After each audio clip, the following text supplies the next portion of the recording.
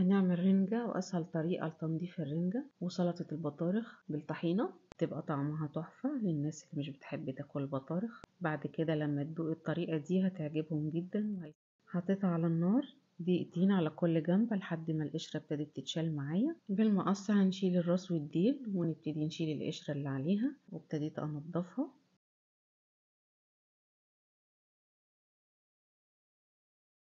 وهناخد البطارخ بقى اللي جوه وهنعملها سلطة بالطحينة. قطعت واحدة بصل أخضر وواحدة فلفل حامي وعليها واحدة طماطم صغيرة جدا بس تدي لون، والبطارخ ومعلقتين طحينة. وطريقة الطحينة الخام احنا كنا عاملينها على الصفحة، اللي عايزها يرجع لها. وهنضربها في الكبة كويس.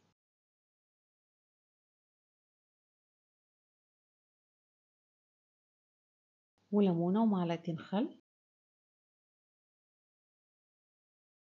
وهنضربها في الكبة كويس، وقوام هيبقى عامل زي الطحينة، لا خفيف ولا تقيل.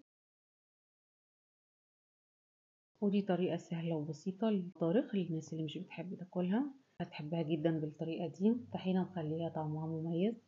ما تنسوش اللايك والاشتراك.